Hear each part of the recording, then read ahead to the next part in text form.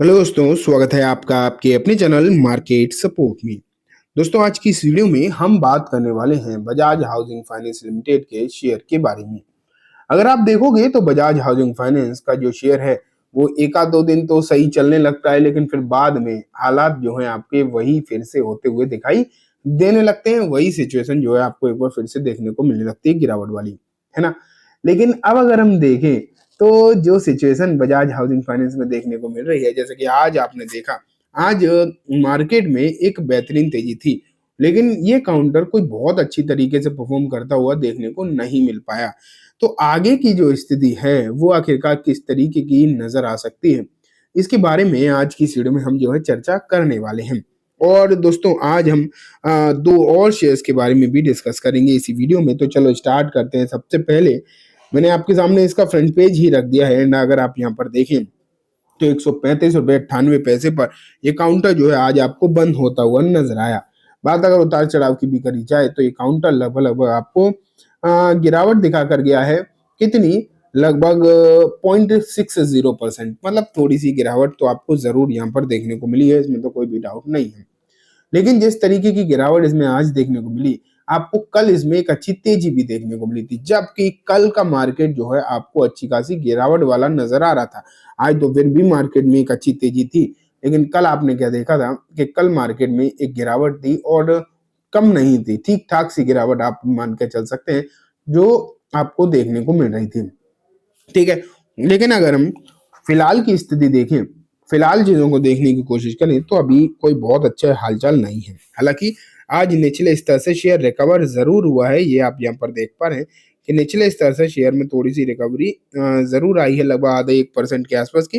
लेकिन ओवरऑल माहौल कोई बहुत अच्छा नहीं रहा। अगर हम इसे बीते 5 दिनों का हालचाल को देखें तो लगभग 4% की पॉजिटिव रिटर्न है। एक महीने में भी लगभग 3% के आप मान के चलिए रिटर्न दिखाई दे रहे हैं। निचले स्तर से रिकवरी आई है, लगभग 8% शेयर चला भी है, लेकिन ऊपरी स्तर से ठीक ठाक गिरावट भी है, लगभग 25% शेयर नीचे आ चुका है, जो इसने अपना हाई बना रखा है वहां से। तो हालचाल तो अगर आप देखोगे तो कोई बहुत अच्छे आपको देखने को नहीं मिल रहे हैं। ठीक है, लेकिन बात वही आ जाती है कि आगे यहाँ पर होगा क्या, क्या इसमें खरीदारी करके ही रखें, मतलब अगर हम खरीदारी करके ऑलरेडी बैठे हैं तो बैठे रहें, या फिर क्या करें, बेच दें, क्या किया जा सकता है। तो देखते हैं। एक रिपोर्ट मैं आपके सामने रखता हूँ जो कि आईसीआईसीआई डायरेक्ट की है। Anil Kumar from ICICI direct recommend buying at current level with a target price of 150 based on anticipated growth from the strong operational performance and favorable market condition। तो यहाँ अगर आप देखोगे तो आईसीआईसीआई डायरेक्ट का तो यही कहना है कि यहाँ पर इस काउंटर में जैसे कि आपके पास है तो आप आराम से बैठ सकते हैं, और नहीं है तो भी खरीदारी करके चला जा सकता है। मैं क्लियर कर दूं, ये ऐसा जो है मैं बिल्कुल भी नहीं कहूंगा कि आप खरीद लो। मैं तो आपसे हमेशा यही कहता हूँ कि खरीदारी वगैरह अपनी जगह तभी सही है जब शेयर में ट्रेंड पॉजिटिव नजर आ रहा हो। एंड यहाँ अगर आप देखोगे तो यहाँ तो ऐसा पॉजिटिविटी वाली कोई चीज फिलहाल तो नजर आ नहीं रही है। ठीक है, लेकिन फिर भी आप ये मानकर जरूर चल सकते हो कि एक अच्छा फंडामेंटल वाला शेयर है। लेकिन आईसीआईसीआई डायरेक्ट की तरफ से जरूर ये कहा जा रहा है कि यहाँ पर खरीदारी करके चला जा सकता है 150 रुपए के टारगेट के साथ। लेकिन यहाँ पर आप ये भी देख पा रहे हो कि यहाँ ना कोई भी स्टॉप लॉस नहीं है। जब कोई बड़ा ब्रोकरेज फर्म टारगेट देता है ना तो स्टॉप लॉस भी देता है, लेकिन यहाँ पर ऐसा नहीं है। हाँ, लेकिन ये जरूर कहा जा रहा है कि अगर ये काउंटर जो है 135 रुपए के ऊपर जब निकल जाएगा और सस्टेन करेगा तो यहाँ आपको एक इसमें स्टेबिलिटी जरूर देखने को मिल सकती है। अब वो होगा या नहीं होगा ये तो हमें आगे मालूम पड़ ही जाएगा, लेकिन फिलहाल जो चीजें हैं वो मैं आपको जरूर दिखा रहा हूँ। फिलहाल की सिचुएशन जो है मैं आपके सामने जरूर रख रहा हूँ। ठीक है, ये तो फिर भी एक रिपोर्ट हो गई।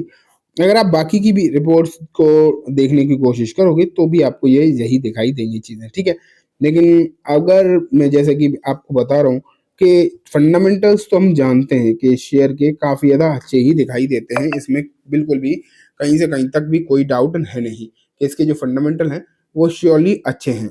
लेकिन अगर आप इसके टेक्निकल्स देखने की कोशिश करोगे तो शेयर अभी आपको टेक्निकली वीक ही नजर आएगा। अभी यहाँ पर देखा जाए तो टेक्निकल एक तो बहुत बड़ा चार्ट है नहीं। सबसे इंपॉर्टेंट बात यह है कि अगर आप इसका चार्ट देखोगे तो ये आपको कोई बहुत बड़ा चार्ट दिखाई नहीं देगा।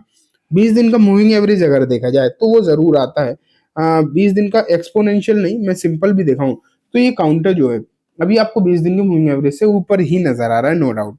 लेकिन अगर यहाँ पर आप बाकी के मूविंग एवरेज को देखने की कोशिश करो, जैसे कि मैं आपके सामने अगर 50 दिन के मूविंग एवरेज के बारे में बताऊं, तो ये काउंटर जो है अभी 50 दिन के मूविंग एवरेज से नीचे ही दिखाई दे रहा है। ठीक है, हाँ ये 20 दिन के से तो इसलिए ऊपर आ गया तो क्योंकि रिसेंटली थोड़ी सी तेजी हो गई थी, तो शॉर्ट टर्म माहौल थोड़ा सा सुधार में आ गया था, सुधर ही गया था। लेकिन अगर आप इसे थोड़ा सा लॉन्ग टर्म देखोगे, जैसे 50 दिन के मूविंग एवरेज को देखोगे, तो ये काउंटर जो है आपको थोड़ा सा वीक ही दिखाई देगा, 50 दिन के मूविंग एवरेज से नीचे ही नजर आ रहा है। तो ये हालात इसके देखने को मिल रहे हैं। लेकिन जो भी चीजें साफ साफ दिखाई दे रही है वो मैंने आपके सामने रख दी है।